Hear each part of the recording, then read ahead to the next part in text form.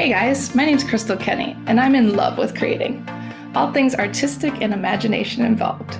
I'm an American girl who chased her creative dreams all the way to Paris, France, making a living using photography. This podcast takes you inside the stories of all the artsy folks I've met along the way and gives you that extra push to discover your creative gifts. The desire to create is deeply inside each and every one of us, and I give you the tools and inspiration to find a new way of living a more creative life. This is La Vie Creative, the podcast.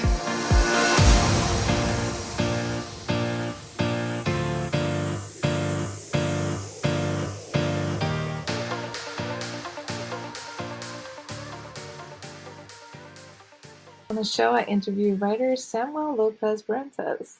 He's lived in Paris for close to 14 years, and we talk about the writing scene and how his writing's evolved over the years. So welcome to the show. How are you doing today? I'm doing well, Crystal. How are you? It's really nice to finally chat with you because it sounds like we know a lot of people in common. Paris is a village. I find that over and over again. Yeah, it's been 12 years, almost, really more like 14. So we have at least maybe 1 degree of separation, although you just mentioned Claudine and we know John too. So small Yeah, world here in Paris. especially in the artistic world. I feel like a lot of artists are doing collabs and working together and, finding ways to do things together. So I find that very cool. Yeah, that is a huge reason why I've been here. Paris can be kind of a revolving door type of city, but I've stuck it through all the, those 3 year, 4 year periods where you have a chapter in your life and then it ends and then other people show up. I cannot agree more. There you I'm go. always asking people, I'm like, how long are you staying? Can I commit to this When I friendship? meet someone for the first night, it's like, that's cool. You're an artist, you're a poet, you're a musician. That cool. How long have you been here? Oh, 2 weeks. Well, yeah, we'll see if you're here next week, let alone a year from now, 2 years, 5 years. Yeah, exactly. Like you said, revolving door. Exactly. And I want to get back to your origins. Sure. So tell us like where you're from, what brought you to Paris. Yeah. So, long story short, which is of course the irony of the phrase, it's almost always longer than you want it to be. My parents are both theater directors, and my mom's a playwright. My father's an actor. They're both actors, directors, voice and gesture teachers, and they met in a commune in the south of France called the Roy Hart Theater Group. Not really commune anymore in the traditional kind of political sense of it, but it was an artist community where my twin brother Aaron and I were born. And so we were born in France, in the south of France in 1988, but left in 1990. So raised American by a Spanish father, American mother. I went to school, University of Vermont, after growing up in North Carolina. And then I studied abroad in Paris. Of course, I fell in love with a Parisian woman and came back to France right after I graduated school to be with her and to write a novel.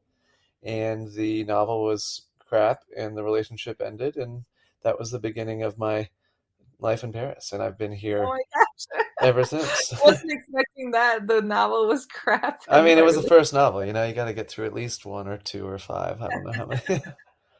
As many as you want. Hmm. So that what you came back here for? Like, did you know after school, like you're like, I want to come back to I France? did, Like, yeah. Of course, I was in love both with Paris as a place and an Mhm. idea, and then this person that was here. We're still good friends. So, hello, Raphael, if you're out there somewhere.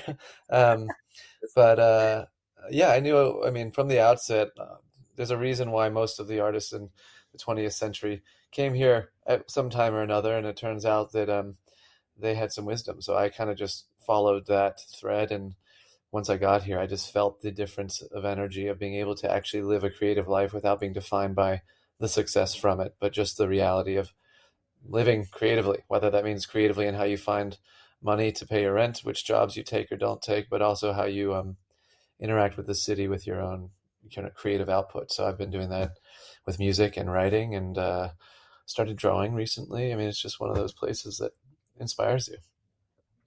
You sum that up really well as a city that people can come and be creative and respected, whether they're like making a ton of money or not, or famous or not. Like it's okay to just be an artist. Exactly. Yeah. And I think it's actually, it's definitely respected in a way that I never felt in the United States, because the United States is really a country where everyone believes they should be president or the greatest rock star of all time, or Hemingway, or Joyce Yeah. Carol Oates. It's like if you're writing, the only reason you should be writing is if you want to be a New York Times bestseller, which I think, uh, it destroys the dreams of a lot of people that would otherwise maybe be bestsellers because they don't have that type of ambition. There's a very specific type of American ambition that I think a lot of American artists come to France to get away from because it is much more material than it is, I think, existential.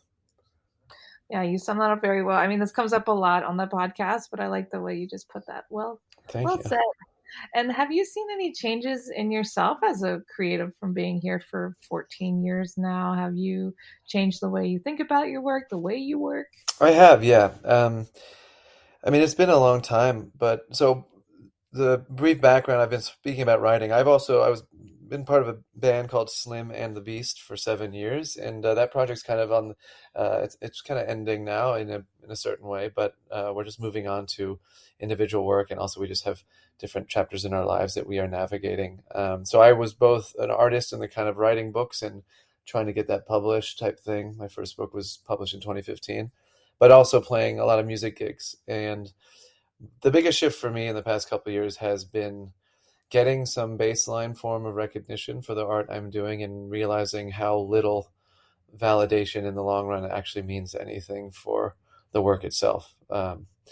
I was fortunate to publish my first novel when I was 25, which gave me, of course, this big boost in my ego, thinking that I'd made it. Of course, it means nothing to, I mean, it means a lot to you personally, but a lot of books have been published in just the last 2 weeks. And so for me, the biggest shift is a kind of a quieter form of creative ambition and what I actually want to be saying as an artist who's 34 years old living in Paris versus saying things that I think people want to hear, otherwise will follow on Spotify or like on Instagram or all of those things. I've deleted or deactivated Instagram. I'm not on Twitter. I don't use Facebook. I've kind of moved away from that part of the artistic process because I think it was starting to jeopardize not even what I wanted to say, but even what I thought I could say. I think it was changing some of my philosophy about what the goal of art is. And so that's been the biggest shift is just, I guess, it's, whether or not that's a maturity or just a transition to a different chapter.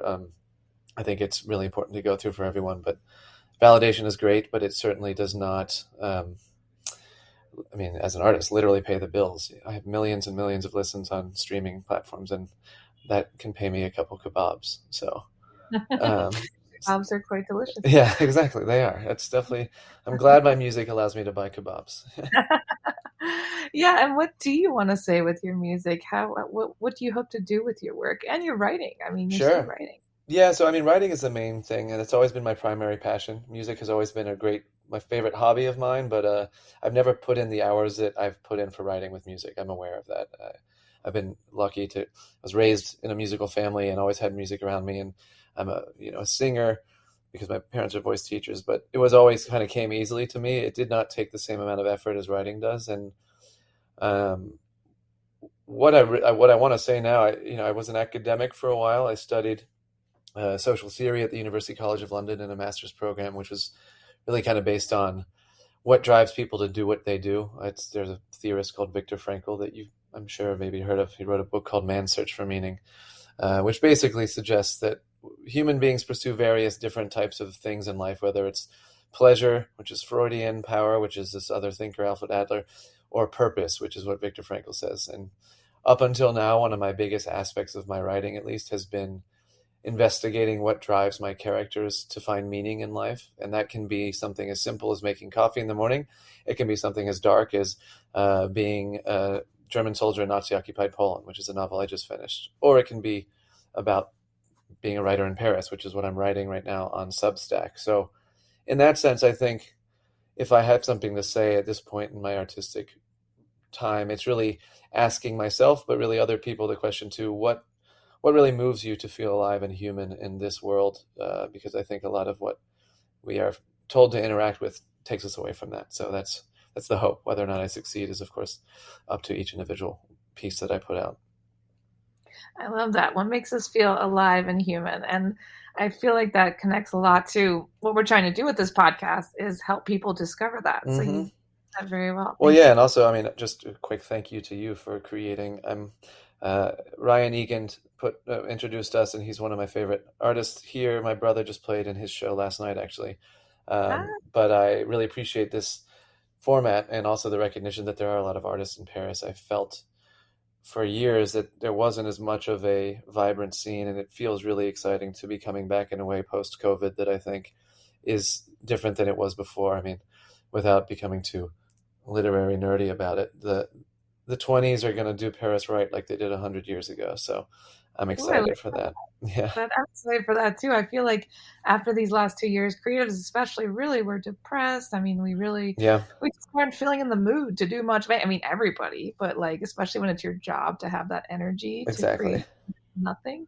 It's like wow, that was really draining. So I hope we can come back to, like you said, the 100 years later There we with that. go. It's 2022. I mean, let's, Yeah. Ulysses was published 100 years ago. Well, I'm not going to publish Ulysses. That's not my style.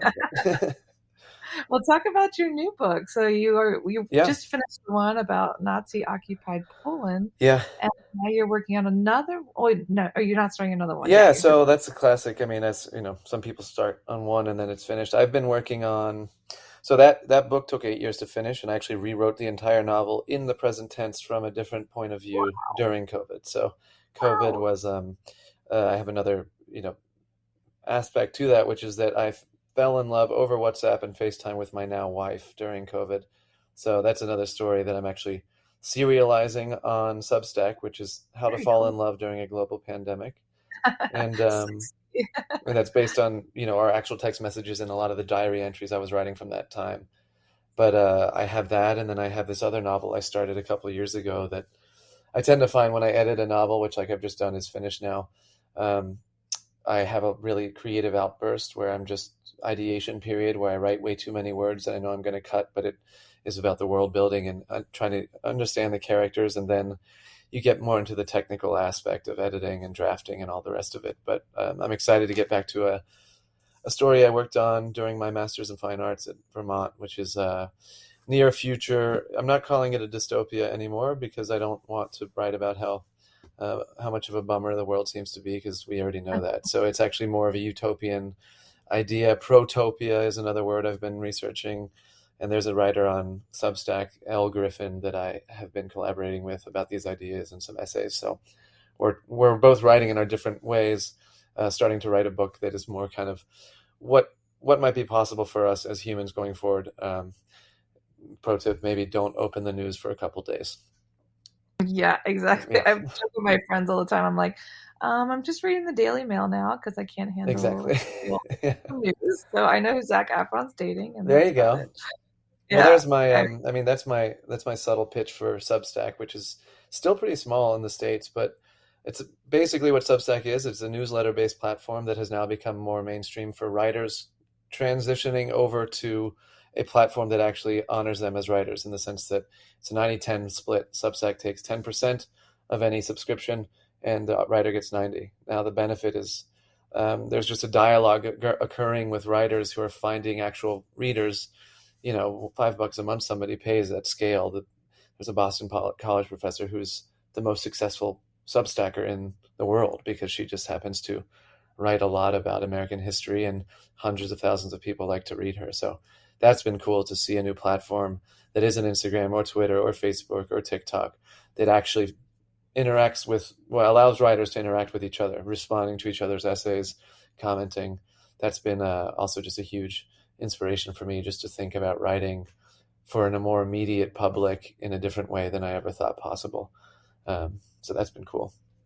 Yeah, that's great. I mean, I never knew about Substack. I just checked it out to read some of your writing Cool. before the interview. So I'm glad we're bringing that to listeners because it is a really cool platform. And I like the idea of, paying and giving back to the writers themselves for just a very small Sure. fee. Well, and that's the Like, beauty, is you don't really have to pay. I mean, almost 90% of everything I put up there is free. It's more of a token thing. If you enjoy this work long term, there will be better benefits, etc. But it's $5 a month. I mean, it's funny. I yeah. always say I will buy a stranger a drink at the bar within 20 minutes of having met them if I like them. But to support one of my friends who I know has been creating art for a decade, who says, "Can you buy me a drink once a month at the bar?" For some reason, there's this hesitation there. So I think that's shifting, but it's just a revaluation of where we want to be putting our energy, both material or otherwise. And that's part of it too, is like you're doing here with this podcast, is really introducing people to artists and making it clear that artists are alive and working, but in a capitalist system, there is still the question of money. That shouldn't be the primary one, but it's unfortunately just the best system we have for now. So there we are. Yeah. Yeah, I completely agree. And I'm trying to show people too, like, you can just have some fun, even if it's not for money, just jump Exactly. right. We are all creatives. Now, especially Americans, we all have this romantic idea about being a writer in Paris. You're just Sure. sitting in cafes and writing these great novels and, it's amazing. What is the reality of being a writer in Paris? Tell us what it's like on a daily Yeah, basis. good question. I mean, it shifts. We use the term revolving door, even for your own personality. I think you meet yourself in different types of your life. And I have had those years where I was literally just sitting in cafes 3 to 5 days a week writing, whether on my laptop, more on my laptop. And then I got away from that because I want to be writing by hand again. But the reality in Paris, especially as a writer, for someone who has to pay their rent and pay student loans and all the rest of it, is you find work that is relatively easy to do, at least in the hourly sense. I never worked, well, I had 1 year where I worked a full-time gig. And then you build your life around that. And of course, the cliche is if you're living in Paris, you have to live things worth writing about, which means the social life is, of course, pretty essential to really enjoying Paris in that way. I think in the style of Anais Nin or James Baldwin or Henry Miller, all the other ones we can talk about. But the reality really for me, a typical day, because I freelance, I'm a literary tour guide. I teach creative writing at the Sorbonne.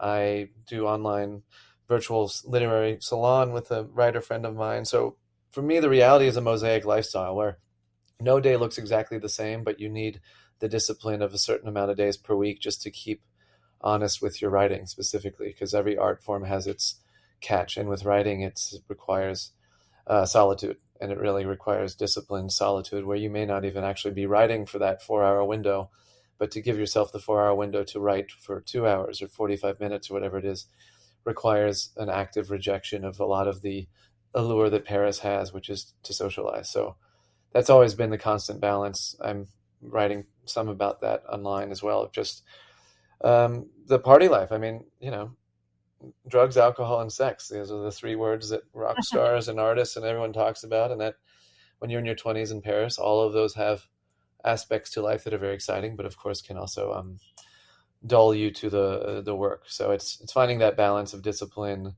and consistency, but also not being too American about the 9 to 5 idea, because you can't do it here if you're trying to actually create well. I mean, I'm sure you have some people who are doing it. I really admire that. There's no way I could work an 8 hour job and then go home and write a novel. It doesn't make sense for my brain. So yeah, it is still, I go to cafes, and some of the best sessions I have is when I just remember that Paris is about literally sitting down at a cafe and watching the world go by and writing when you feel like it. And that requires a certain willingness to create a life that affords you the time to do that, which again, I really appreciate French culture for that, which is a true recognition of the value of time just as much as money, if not more so.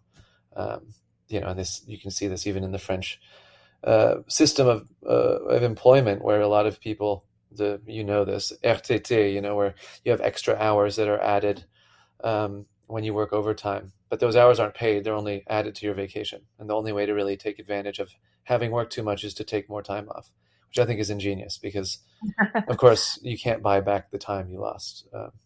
Exactly. Time is all we have. Mm-hmm. We make our time. I always say that Paris is a playground for adults, like you were talking about. There's so much fun to be had. Yeah. And then you have to draw yourself back in. I mean, as a writer, you need those experiences, but also you have to write Exactly. and commit to it, use your brain. And do you sometimes know when you've written something, you're like, wow, this is really great? Or do you always most of the time just feel like, oh, this is really crap, and you need someone else to validate it? How do you Well, you asked that question earlier in a different way, which is great, because I definitely know now more. I trust more when I feel like it's something that felt right. And this is the same feeling I associate it with basketball, just because I play a lot of basketball, or music, because I play a lot of music. But when you play a good show, when you play a good basketball game, you feel like you've gotten something out of you. You feel like you've kind of transcended that moment, at least for a second. And that with writing is key. And I actually find I lost it, really a couple of years of writing just by editing myself into oblivion, by not trusting that feeling and seeking the validation in other people, when it was really, of course, all about my own trust and my gut instinct. And that goes back to the danger of this American mindset. I would write 5 days a week, 2,000 words a day, thinking that's what it meant to be a writer. That was a great discipline to learn, but writing 2,000 words a day doesn't mean anything if you don't feel them. If you write 20 words a day and you feel each of them, that's far more important. So trusting myself in now I definitely feel that, especially in the last 6 months, writing also weekly, because as a novelist, you spend years writing a book and no one ever sees anything you do. And then you insist that no, in fact, you are a writer, but they just think of you as a part-time English teacher or whatever it is. That's one of the benefits of writing every week for an audience, is that I have to trust more quickly what feels right. And I've been doing that a lot more. So that's a muscle I've been building. I'm trying to get away from the self-doubt, because that's going to be there for the rest of our lives anyway. It's more interesting to put something out there that's imperfect, but say, well, there'll be something else new next week. If you didn't like it, no worries. Yeah, and that's the beauty of the internet too, right? I mean, Yeah, even with the digital age, it's much easier just to throw things out. It's not like we have to wait for a newspaper to be printed or whatever. And everything's so fast in today's world that it's like they've already forgotten about you, even if it was terrible. exactly. That's And that's the thing. reassuring. It's such a saturated world that I'm very existentialist in that sense. It really doesn't matter and nobody cares. And that's not a slight to the artist or to the people. It's just the reality of the world. There is so much out there all the time, and that's amazing. But the idea that we should get caught up on this has to be perfect, or that somebody will really care if I didn't have the right outfit on for this photo shoot, whatever it is, it just becomes, I think it just takes you away from the real work, which is get it out of you. And when it's out of you, it's like having a good night out dancing. Once everyone knows well, people who don't like to dance don't, but if you dance well, you danced well, and you say, that was a great night of dancing. I'm good for a couple of weeks. Same with writing, but it just happens writers, like dancers, do it almost every day. But it's the same feeling, whether you're dancing on a paniche just for once in a blue moon, or you're dancing in a ballet every weekend. At least I think so. And there's something very freeing about that, about what you said about no one caring, because like you said, we get so caught up in trying something or sharing our passions because we're like, oh, everyone's going to hate me or it's going to be terrible. And like, there should be something really freeing in the fact that, like you said, it doesn't matter. People are probably going to forget you, like, Yeah, 5 minutes later, even. But if you can bring some kind of joy into their life or into your own life, that's winning at the end of the day. I mean, just about that shared creativity, that shared joy, and like, exactly. it doesn't matter. And It doesn't. that's the meaning component, which is why I like existentialism, because existentialists really say you have to go through nihilism to get past nihilism. There's no point in rejecting nihilism and saying, I don't agree with it. You have to go through it to fundamentally disagree with it, because existentialists say there's no inherent meaning to life in a universal sense, right? This is what any religion will say there's one singular meaning. The existentialists say there is no singular meaning, but there's always potential meaning in any given circumstance. And that's why nihilism is incorrect. It's because there's always meaning to be had somewhere. It's just a matter of how we choose to look at it. That's why Paris, more than I think a lot of cities in the world. And again, we're talking on a fancy app about art, and we both live in Paris. We're very privileged in that scenario, but anybody in the world that lives in Paris, I think, would agree there is a certain energy here that reminds you more quickly about the idea of existing in a beautiful place than other places. That's why I live here. Well, that actually answers my next question of why do you think creatives are attracted to Paris? Why do you think we move here? Mm-hmm. I Yeah, think you just answered it. exactly. Yeah. I guess the one thing I'll add, I keep quoting this in the past couple of months just because I can't stop thinking about it. Gertrude Stein wrote a great book called Paris, France in 1939, right before, of course, the world changed irrevocably in a different way.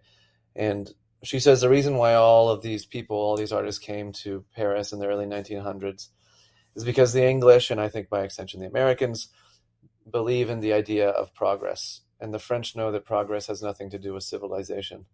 And so while there's machines and electricity and computers and all the TikToks, all of this is great, but this has nothing to do with actually what it means to be alive. And that's what Gertrude Stein says is life is tradition and human nature. And I think the French culture for various reasons that you could get a PhD and understand that kind of profoundly, which is that me and you can do the exact same thing with the exception of these computers. We could sit down 100 years ago at a cafe and do this exact same thing, and maybe 3 people would have listened to it because they were on the terrace. But that doesn't take anything away from the fact that we just had this conversation, and that's Paris, I think, more than I'm happy if someone makes an argument for that being Prague or Vienna or London or uh, Argentina, Buenos Aires, wherever. But Paris for me seems to consistently prove that. Completely agree. Well said. And how do you define creativity? What would you say, in your opinion, is the definition of being a creative? Oh, great question. Um, I think I think it's being in touch with intuition and being in touch with our childlike wonder and really cultivating a life that allows us to keep those close versus pushing them away. Um, I don't know how, the whole industry of how to write a good book, how to make a good podcast, how to record a good album.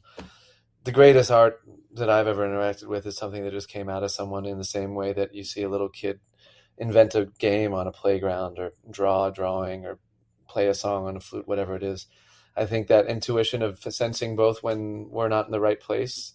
You don't need to know what you want. You can know what you don't want. And I think that's something for a lot of 20 somethings and 30 somethings and 40 somethings.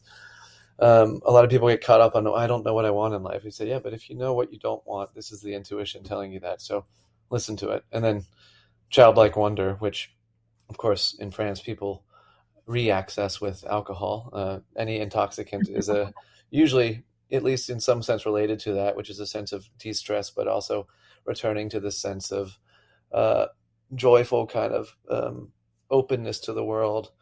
For me, that's at least part of the two essential ingredients for creativity is trusting your intuition and also being excited about where you are and looking at it with different eyes than you do your full inbox. That doesn't inspire wonder in the same way. I thought you were going to say drinking, and I was like, oh, okay. Yeah, no, yeah. I mean that can help, but it's also can destroy it. I don't, I don't subscribe to that kind of Hemingway style model. Yeah, yeah. It's destroyed a lot of artists. Exactly. Yeah, I will not be going on record saying that's essential at all. That's a great definition. And talk about your new book, upcoming projects. What are you most excited about? Where can people access everything?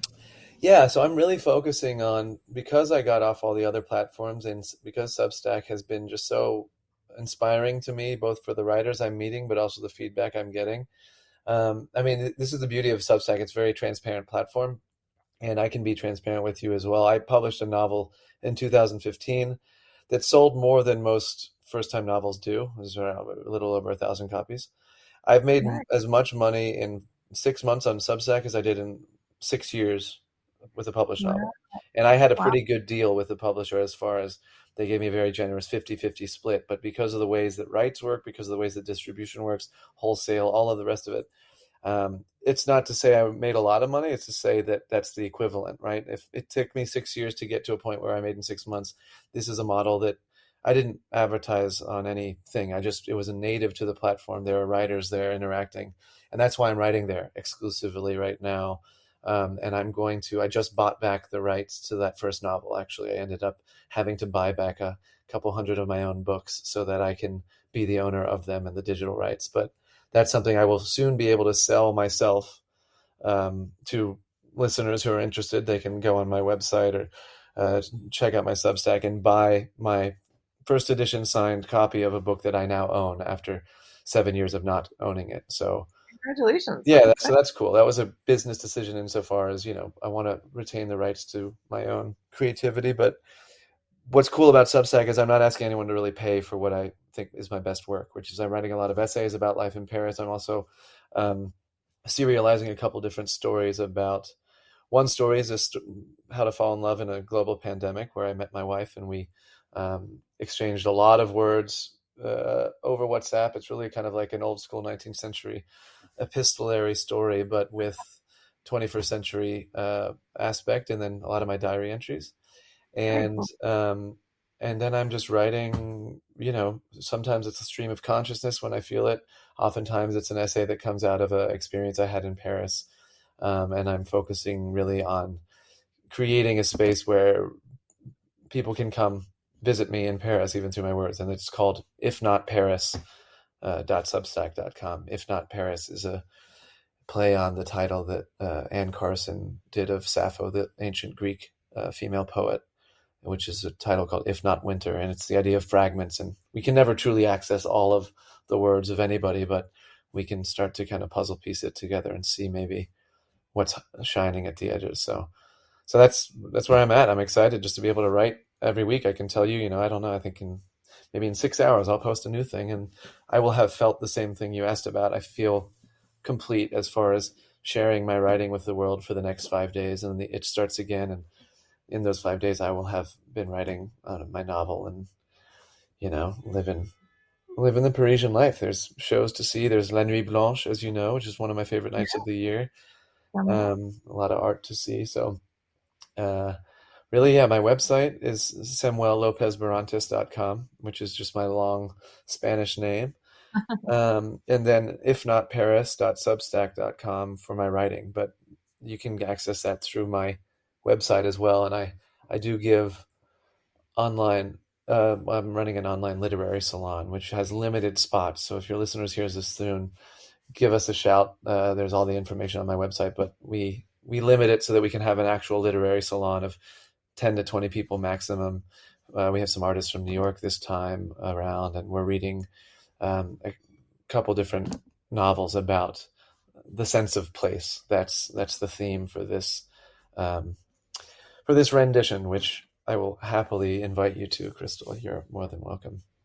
I would love to attend. Thank you very Yeah. much. And thank you for sharing all your intellect and interesting stories. And I'm excited to share this with listeners. And also, we will put all the links to everything in the show notes so people can check it out and connect with you and read more of your work. Beautiful. Well, thank you for taking the time, Crystal. It's been a pleasure. We should have we should go to Auchanois. I can reveal that location. It's a beautiful spoken word literary scene, which on Monday nights tends to be the spot for Anglophone writers to congregate. So, Okay. Now we know another secret. I'm often there. Yeah. Well, thanks so much for joining us, and thanks for listening, everyone.